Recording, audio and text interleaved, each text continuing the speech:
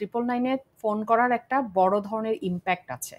সেটা কি, ধরেন পুরুষতান্ত্রিক সমাজ ব্যবস্থায় একজন হাজবেন্ডের বিরুদ্ধে বা বাবার বিরুদ্ধে বা শ্বশুরের বিরুদ্ধে বা যেটাই হোক, যখন 999 মানে তো একটা ফর্মাল প্ল্যাটফর্ম, তো ফর্মাল প্ল্যাটফর্মে যখন বিচারটা দেয়, আইনগত দেয়, তখন এটার পরবর্তী ভবিষ্যৎ যে ইম্প্যাক্ট নারীটার উপরে পড়বে, নারীর বাচ্চাগুলোর উপরে পড়বে, এই বিবেচনা করে অনেক নারী 999-এ দেয় না।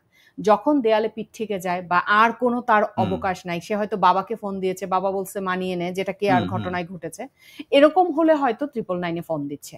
কিন্তু 999 আসার আগ পর্যন্ত তার আর জীবনের হুমকি থাকতে পারে, তার বাচ্চাগুলোর জীবনের হুমকি থাকতে পারে, নানান ধরনের বিবেচনা অনেকেই 999-এ ফোন দেন না। এটা খুবই একটা কম সংখ্যা, এবং 999 সম্পর্কে জানে যারা, তাদের মধ্যে কিছু সংখ্যক, অনেক মানে কোটি কোটি মানুষ, মেয়েরা জানেও না যে 999-এ ফোন দিতে হবে, সেটাও তো একটা বিষয়। যেমন মুরাদনগরের যে রেপের কেসটা ঘটেছিল, আপনার নিশ্চয়ই মনে আছে, সারা দেশে তোলপাড় পড়েছিল, ফেসবুকে সোশ্যাল মিডিয়া দিয়ে দিয়েছিল, সেটা কিন্তু একটা সামাজিক বিচারের বহিঃপ্রকাশ ছিল, যে বড় ভাই যে রেপ করেছে বা যাকে দেখানো হয়েছে, সে একটা সামাজিক বিচারে তাকে দণ্ডিত করা হয়েছে, অভিযুক্ত ছিল, এবং সেটাকে ধরে ছোট ভাই এটার প্রতিশোধ নিল।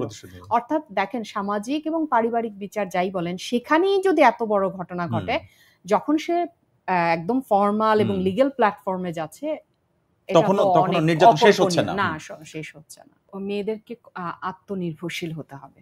হ্যাঁ, আত্মনির্ভরশীল হতে হবে। যেমন আপনি কেয়ার কেস বলি, আর আমি করাইল ইনফর্মাল সেটেলমেন্টে আমার পিএইচডির কাজ ছিল, সেই নারীর কথা বলি, কোনো ডিফারেন্স নাই কিন্তু।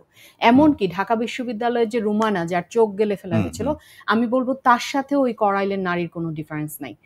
করাইলে আমি অনেক জায়গায় পেয়েছি। মিলটা হচ্ছে, যেমন ধরেন যে মেয়েটা 4টা-5টা বাড়িতে গিয়ে কাজ করে, প্রতি কাজে তারা 1 থেকে 1200 টাকা পায়।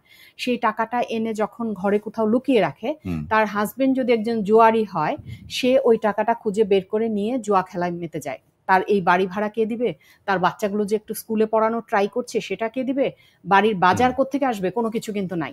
আচ্ছা, এই হাজবেন্ডকে যখন সে জুয়ার ওই জায়গায় আসরে গিয়ে কথা বলতে যায় যে তুই আমার টাকাটা নিয়ে আসলা কেন, এরকম কিছু, তখন সে সবার সামনে বউটাকে পেটায়, এবং ঘরে এসেও বউটাকে পেটায়। এখন আপনি প্রশ্ন করতে পারেন, এই পিটা কেন শেখাচ্ছে? এই পিটা শেখাচ্ছে কারণ সে যদি, আমার উত্তরদাতারা উত্তর দিয়েছে যে আমি যদি আজকে তাকে ছেড়ে দিই বা তার থেকে সরি, আরো 10 পুরুষ এসে আমাকে খেতে চাইবে।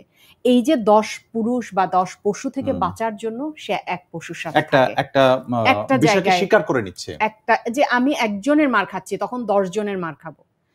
নানান অর্থেই বলেছে সে, এটা সেক্সুয়াল অ্যাবিউজের অর্থেও বলেছে, শারীরিক নির্যাতনের ক্ষেত্রেও বলেছে, সকল ক্ষেত্রেই। ফলে দেখেন যে নারীদের সংকটটা কোথায় আসলে।